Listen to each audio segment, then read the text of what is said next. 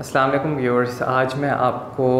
उन बातों के बारे में बताने वाला हूं जो आप अपने प्रॉपर्टी डीलर से मत शेयर करें। ये उस टाइम के लिए भी हैं जब आप प्लॉट ख़रीदने जा रहे हैं, ये उस टाइम के लिए भी बातें हैं जब आप प्लॉट बेचने जा रहे हैं। दोनों केसेस में कुछ ऐसे पॉइंटर्स हैं जो आपको अपने प्रॉपर्टी डीलर से नहीं शेयर करने चाहिए ताकि आप एक्सप्लॉइट ना हो सकें फाइनेंशियली भी और अदरवाइज़ भी। So stay tuned.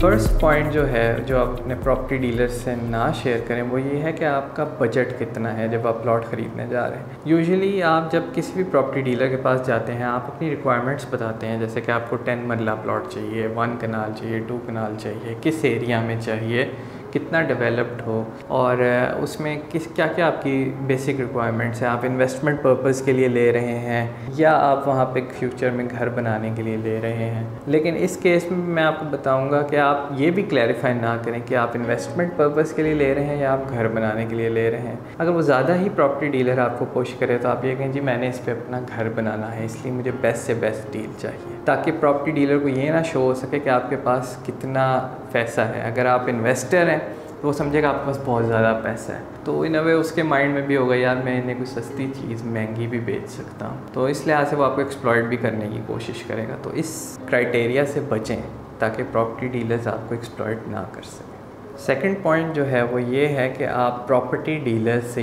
ये कभी मत कहें कि मुझे बहुत जल्दी है, इसलिए क्योंकि वो यूजुअली ओवरसीज़ पाकिस्तानीज़ का इशू होता है कि वो यहाँ आते हैं, सपोज़ मिडल ईस्ट से हैं 2 वीक्स की छुट्टियों पे, वो कहते हैं मुझे इन 2 वीक्स के अंदर ही प्लॉट ख़रीदना है या इन 2 वीक्स के अंदर ही प्लॉट बेचना है। उसमें ये होता है कि आपकी बारगेनिंग पावर जो है एज अ कस्टमर वो बहुत कम हो जाती है। वो प्रॉपर्टी डीलर आपको जो भी 2-3 डील्स दिखाता है वो कहता है जी देखें ये बेस्ट प्राइस मिल रही है, आप जल्द से जल्द डील करें, आपने दो हफ्ते के अंदर वापस चले जाना है। तो वो आपको इन अ वे जल्दी में डाल के थोड़ा प्रेशराइज़ करके और डिफरेंट टैक्टिक्स यूज़ करके आपको कन्विंस कर सकता है कि आप एक ऐसा प्लॉट लें जो कि आपके लिए फ़ीज़िबल ना हो, और जल्दबाजी में फ़ैसला जो है वो कई दफ़ा गलत हो जाता है। इसलिए ये कभी ना शेयर करें। बेशक आपने 2-3 वीक्स के लिए ही आप उस शहर में आए हों,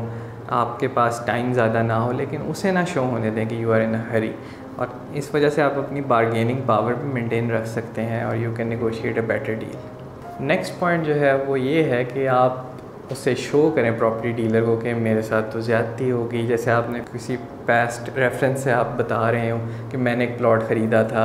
उसमें सोसाइटी के इश्यूज़ निकल आए, उसमें करप्शन थी, उनके पास ज़मीन ही नहीं थी, डेवलपर्स के पास, उन्होंने हमसे पैसे ले लिए, फिर हमारी फ़ाइल्स जो हैं वो हमें डिलेड दी, फिर हमसे डेवलपमेंट चार्जेस एक्स्ट्रा ले लिए। इस तरह की कोई भी स्टोरीज़ आपको कोई ज़रूरत नहीं है अपने प्रॉपर्टी डीलर से शेयर करें। इसलिए मैं कह रहा हूँ क्योंकि इसमें वो फ़ील करेगा कि आप तो पहले एक्सप्लॉइट हुए हैं, आप तो वनरेबल हैं पहले, तो अगर इससे वो आइडिया लगा ले कि आप इतने स्ट्रीट स्मार्ट नहीं हैं। और इसके अलावा वो ये भी आइडिया लगा सकते हैं यार he is not a good investor, so जो इन्हें मैं कहूँगा ये करते जाएंगे। तो ये एक इन अ वे आपको लेस नॉलेजेबल शो करता है in front of the property dealer, और उसके अलावा आपको एक इमोशनल स्टेट में भी शो करता है कि आप बड़े इमोशनल हैं अबाउट योर डिसीजंस, और उस वजह से आपके साथ पहले धोखा हुआ है, आप चाहते हैं दोबारा ना हो। तो उस पॉइंट को आप यूजुअली कम शेयर करें। आप उन्हें बताएं जी कि अगर आपके पास और प्लॉट्स हैं भी, इन्वेस्टमेंट्स हैं भी, आप उन्हें बताएं ही ना कि आपके पास और प्लॉट्स हैं, क्योंकि इससे प्रॉपर्टी डीलर अगेन जैसे मैंने आपको पहले पॉइंट बताया था कि वो गेज करेगा कि यार इनके पास बहुत डिस्पोजेबल इनकम है एक्स्ट्रा, तो इनसे ज़्यादा पैसे भी ले लेने, महंगी डील भी दे दें तो कोई फ़र्क नहीं पड़ेगा। तो इस वजह से वो फिर आपको ऐसे ऑप्शंस दिखाएगा अगर आप इन्फॉर्मेशन शेयर नहीं करेंगे जो कि एक नॉर्मल मार्केट में लोगों को दिखाए जाते हैं, और वो समझेगा कि ये वो प्लॉट चाह रहे हैं कि जिसमें इन्हें बेस्ट डील मिले, सस्ते से सस्ता मिले, या अगर वो बेचने गए हैं प्लॉट तो वो चाहेगा कि उन्हें ज़्यादा से ज़्यादा पैसे दिलवा सके ताकि उनका ज़्यादा से ज़्यादा फ़ायदा हो, और उन्हें ये ना हो कि वो किसी भी वजह से आपकी जो प्राइसिंग है वो कम रखने की वजह से आपको बहुत नुकसान हो जाए।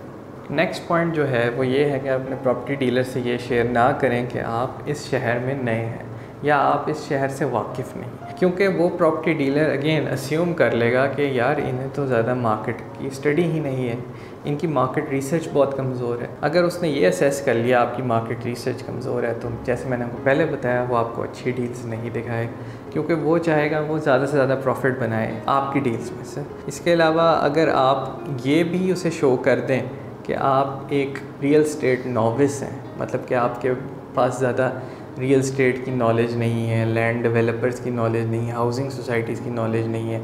तो ये भी आपके अगेंस्ट ही जाती हैं बातें। दे शो कि आप again you are not an expert. अगर आप अपने आप को एक एक्सपर्ट के तौर पे पोर्ट्रे करेंगे, अगर आप प्रॉपर्टी डीलर के साथ इंगेजिंग कॉन्वर्सेशन करेंगे, उसके लेवल पे आके उससे बातें करेंगे, जिससे उसे भी आइडिया हो यार ये इस बंदे की मार्केट में इन डेप्थ स्टडी है, ये रिसर्च करके आया, मैं इसको किसी भी तरह से इसको बेवकूफ़ नहीं बना सकता, इस बंदे का अपना ही बहुत स्ट्रॉन्ग नॉलेज है। तो इसका आपको ओवरऑल फ़ायदा हो जाएगा डील में। नेक्स्ट पॉइंट ये है कि आप अपने प्रॉपर्टी डीलर को ये भी शो ना होने दें कि वो सिर्फ अकेला प्रॉपर्टी डीलर है जिससे आप डीलिंग कर रहे हैं। आपको चाहिए कि अगर एक प्लॉट है आपने बेचना है, वो आप 4 से 5 डिफरेंट प्रॉपर्टी डीलर से उसकी प्राइस का आइडिया लगवाएं। उसमें ये होता है आपको मार्केट की ओवरऑल प्राइसिंग के बारे में पता चल जाता है, और आपको जहाँ से बेस्ट प्राइस मिले उस प्रॉपर्टी डीलर के थ्रू आप बेचें, क्योंकि आपकी हार्ड अर्न्ड मनी है, आपके ये सेविंग्स हैं लाइफ की। आप ना इस तरह ना करें कि सपोज़ 1 करोड़ के प्लॉट को आप 60 लाख में बेच दें, उसमें आपका बहुत बड़ा नुकसान है और आपकी सेविंग्स जो हैं वो बहुत बुरी तरह से ज़ाया हो सकती हैं एक डील के अंदर। तो इस लिहाज से आप मार्केट में 4 से 5 प्रॉपर्टी डीलर से इन कांटेक्ट रहें, उनसे एक ही प्लॉट के बारे में इंफॉर्मेशन लें, नेगोशिएट करें, और किसी भी प्रॉपर्टी डीलर को ये ना शो करें कि सिर्फ आप उसी से डीलिंग कर रहे हैं। ये भी नाजायज़ है ना वे, ये आपकी तरफ से नाइंसाफ़ी है कि अगर आप उसे कहें कि आप वाहिद प्रॉपर्टी डीलर जिससे मैं ये प्राइसिंग ले रहा हूँ या जिसके साथ मैं डील कर रहा हूँ, इससे उसे भी आप मिसगाइड कर रहे हैं कि आपने बेशक 5 जगहों से कीमत पता की है, लेकिन उसे आप ये शो करें सिर्फ आप उससे ही कीमत पता कर रहे हैं। इसके अलावा अगर आप प्लॉट ख़रीदने जा रहे हैं, उस केस में भी आप 4 से 5 डिफरेंट प्रॉपर्टी डीलर्स के पास जाएं, उन्हें अपनी रिक्वायरमेंट्स बताएं कि आप किस एरिया में जा रहे हैं प्लॉट, क्या अमेनिटीज़ हों, करीब पार्क्स हों, रोड का विड्थ कितनी हो, स्ट्रीट लाइटिंग कैसी हो,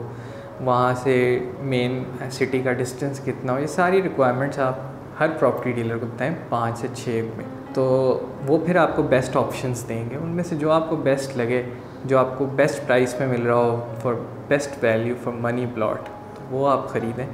और इस लिहाज से अगर आप इस तरह से चलेंगे तो आपको किसी भी तरह से प्रॉपर्टी डीलर्स एक्सप्लॉइट नहीं कर सकेंगे। इसके अलावा आप ये माइंड में रखें कि ये भी नेगेटिव माइंडसेट ना लेके जाए कि हर प्रॉपर्टी डीलर आपको लूटने के लिए ही बैठा है। अगेन उन्होंने बिज़नेस करना है, उन्होंने भी कुछ पैसा कमाना है, आपने भी कुछ पैसा कमाना है। तो अगर एक अच्छी कोऑर्डियल रिलेशनशिप रखेंगे प्रॉपर्टी डीलर्स के साथ, तो आपको ओवरऑल फ़ायदा होगा। कल को कोई अच्छी डील निकलेगी मार्केट में तो वो सबसे पहले आपको रीच आउट करेगा अगर आप उसके एक अच्छे क्लाइंट हैं। तो इस लिहाज से देखा जाए तो प्रॉपर्टी डीलर्स जो हैं उनके साथ अच्छी कोऑर्डियल रिलेशनशिप रखें, उनको खाने खिलाएं, उन्हें डिफरेंट, उन्हें आप उनके साथ दोस्तियां रखें, यारियां रखें, ताकि आपको